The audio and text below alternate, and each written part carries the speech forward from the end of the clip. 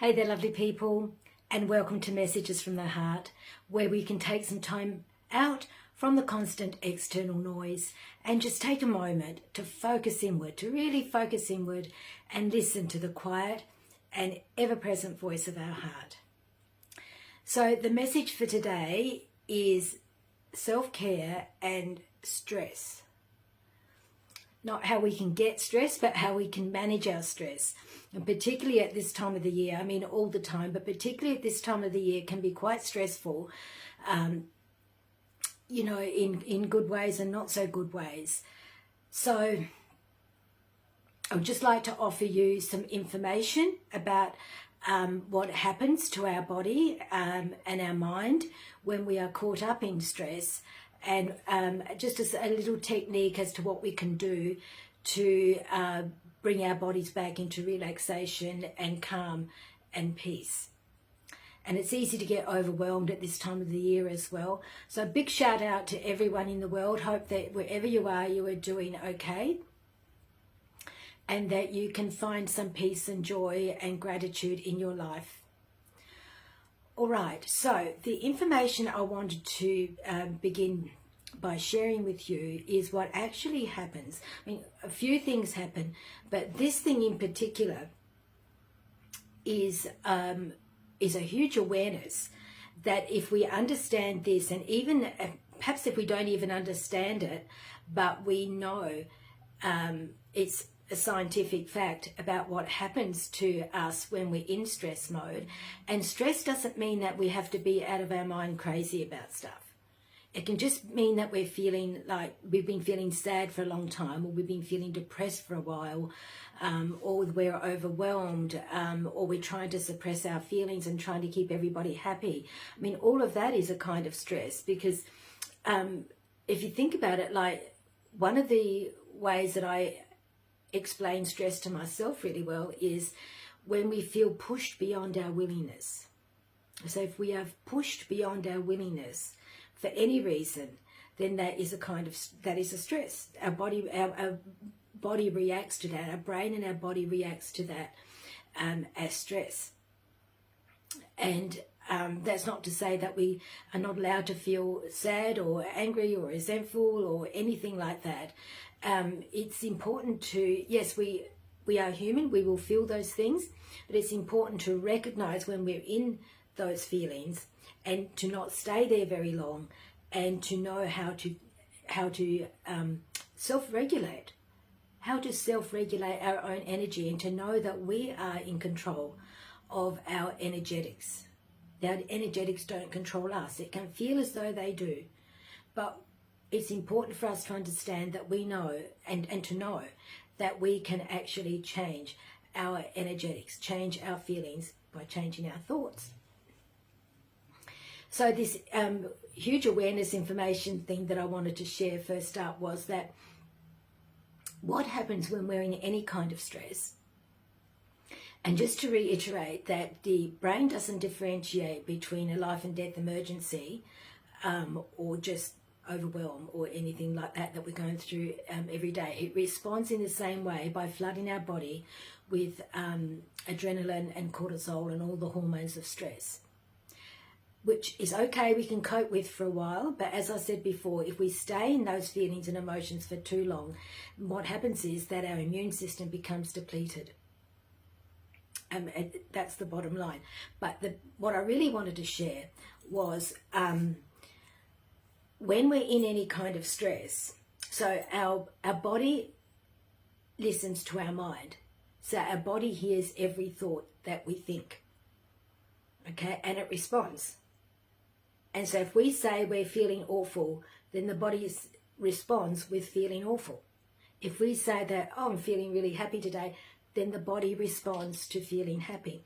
Now, how does that happen? So apart from the hormones of stress, which I've explained in quite a few other videos about the hormones of stress and the hormones of relaxation, what actually happens on a cellular level when we say I'm feeling awful, or when we're feeling overwhelmed or angry or resentful, any of those things, even if we feel like we're having a bad day, what actually happens is that every cell in our body constricts. So it contracts and constricts, tightens like that. So you can imagine, now we've got, I believe, about 40 trillion, if not more, 40 trillion cells in our body. That's a lot of cells to be constricting. So they all constrict and contract. So when that happens, you can imagine that it blocks flow. It blocks the flow of energy. It blocks the flow of oxygen and blood supply. It blocks lymphatic fluid, so lymphatic fluid becomes stagnant. And it blocks everything, like all of those things going through our vital organs. When we are feeling uplifted or relaxed and calm, every cell, those 40 trillion or more, expand. So when we're in an expanded state, so you can imagine when all of those cells are expanded, then it allows the flow, the energetic flow, to go through our body. And then this is what is meant to happen. We're meant to have a constant flow. If we think about it, the universe is in constant motion. Everything needs to move. Even if it looks like it's not moving, it actually is on some level. So, so when we're in an expanded state, then all the wellness hormones can be released into our body, like the serotonins and the dopamines, and the oxytocins and all of those that we need for health and well-being. Now, I think the nature of our life at this time, well, always, you know, but we always say at this time, we're saying at this time particularly because there's a lot going on in our world, and I know there's a lot going on for many of us personally as well. It's easy to get stressed. That's not a problem in itself. The actual problem as such is not having the awareness to know that when we are, so not knowing ourselves, not knowing our body well enough to know that when we are in stress mode, it's important not to stay there very long, to acknowledge our stress, acknowledge what's going on, not to ignore anything, deal with it in whichever way we can, but then know that we can change our energetics, we can change the responses of our body by changing our thoughts, and we can go from a contracted, constricted state. So so when the cells in our body constrict, we actually constrict, like our shoulders tighten, they come up to our ears, our tummy tightens, all of that. And then when we're feeling relaxed and calm, we're open and flow. So that's the important awareness that I wanted to present today, is to recognize when we are in stress, to recognize what stress is. It doesn't have to be like huge, and to recognize how the body reacts. And then when we're in an expanded state,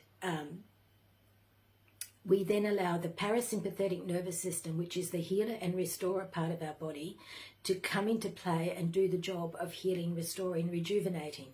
The stress part of our nervous system is the sympathetic nervous system, which is constantly dumping adrenaline and cortisols and all of those stress hormones into our body.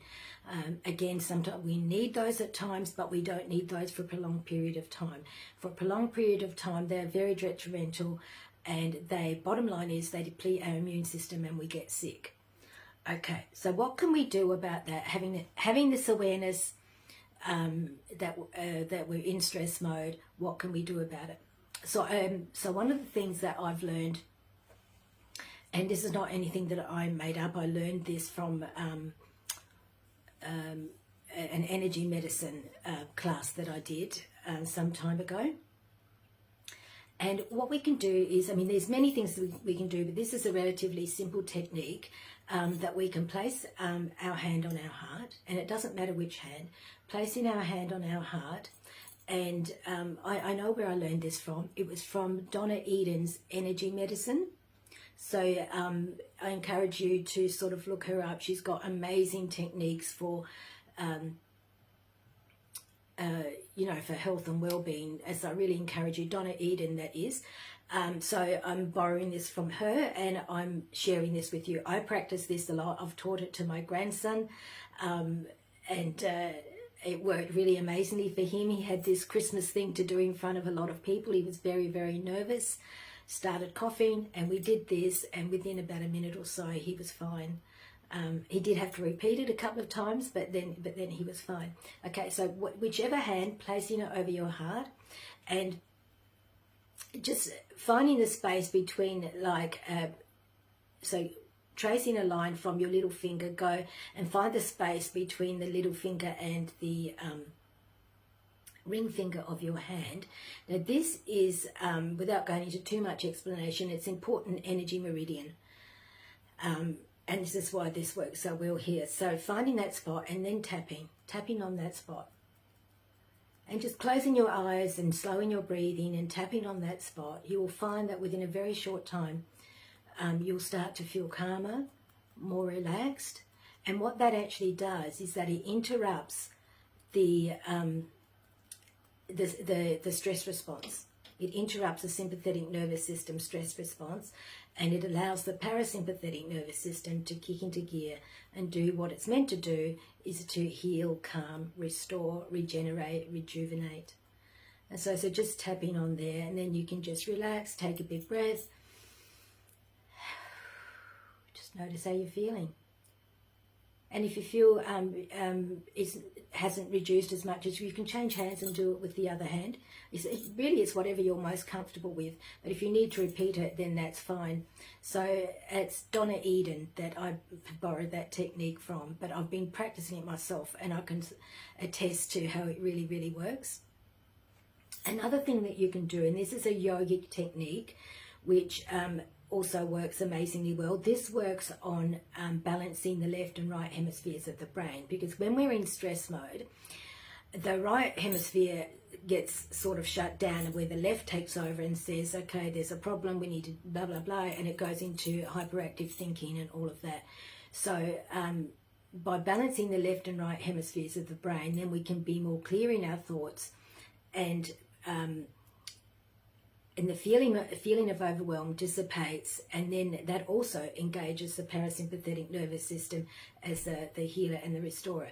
So alternate nostril breathing, this is called alternate nostril breathing. It's a very ancient yogic technique. So using your right hand, place your index finger and middle finger between the eyebrows. Use your thumb to block the right nostril. And as you inhale through the left nostril. And as you exhale, you release the right nostril and you block the left, and you exhale through the right. Then you inhale through the right, release the left, block the right, and exhale through the left. Inhaling through the left, release the right, block the left, and exhale through the right. And relax. Now, I've only done that a few times, but ideally, if you could do that for about a minute or two, just do it slowly and then and calmly, and you'll find that after doing that for a little while, you will feel a lot more calm. Your vision will become clearer, because what's happened is that you've oxygenated your brain and balanced the right, as I said, the left and right hemisphere of the brain. So I'd encourage you to give those techniques a go, give those techniques a go, and I'd be interested in your comments to see how it went. And you can even teach them to children to calm before, I know exams are over, but before anything, that they're, if any time that they're upset or nervous or anxious about anything, just you can teach that to your children as a calming technique. And it's all towards self-care, because I believe that self-care is one of the most important things that we need to be doing, because we can only give to others what we have ourselves. And if we are running on empty, if we are not taking care of ourselves, then we are giving to others in a depleted version of ourselves, and giving to our world. And we're also emitting depleted energy into the world. So self-care, I believe, is one of the most important things that we can do. And, you know, like, people tend to think that can be selfish, and selfish can be seen as a negative word. But I invite you to have a look at selfish in terms of self-care,